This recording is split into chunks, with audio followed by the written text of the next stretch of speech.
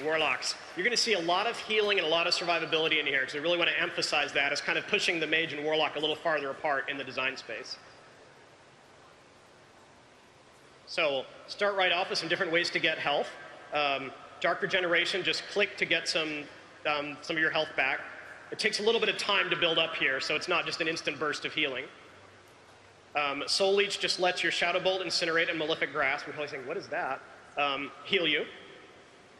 And then Harvest of Life drains life from the target and other targets in the area.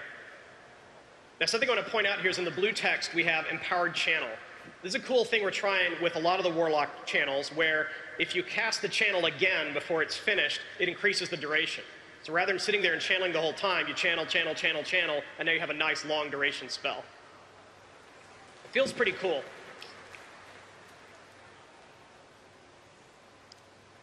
Okay, here are 3 different ways to control the bad guys. You can have an AE Fear or an AE Stun, or you can have Mortal Coil is a new design on Death Coil. It's not about doing damage, but it is about making them run away and healing yourself.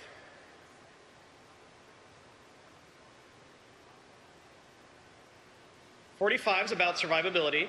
Hour of Twilight returns some health back when you get hurt. It's a passive, unlike the previous regeneration one. Soul Link shares damage with your pet while it's up with your demon, but the demon has to be alive. And then Sacrificial Pact is the kind of the existing Voidwalker ability. Your pet sacrifices itself, but also makes you immune to damage for a short period of time. Level 60 has 3 ways to heal yourself or avoid damage. Bloodstone's an instant heal. Spell Drain you cast on yourself, and then the next single target spell to come at you heals you for half the damage it would have dealt instead.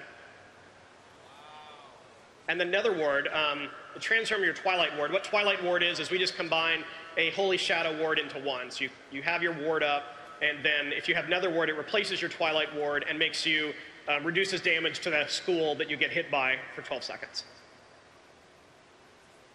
The really cool stuff is in the next 2 tiers. 75 is about your pet, and you can do 3 crazy things here. The Grimoire of Supremacy basically replaces your demon with a more powerful demon. This is permanent and passive, so if you take this, you can have a Shivan or an Abyssal as your pet instead of the current run-of-the-mill Warlock pets. All of these are more powerful. They have slightly more powerful versions of their current abilities. The Grimoire of Service is a 30-second cooldown that lets you have 2 pets out at the same time.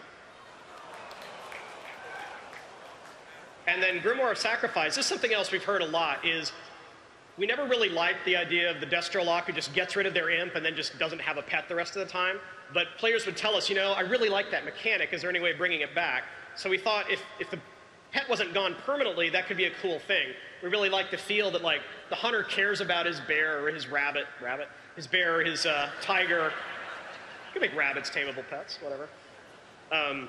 But the Warlock doesn't really care about the demon. The demon's just kind of a tool for the Warlock, and if it makes sense to kill the demon in order to burst your DPS for a little bit of time, you know, the Warlock will probably take that trade.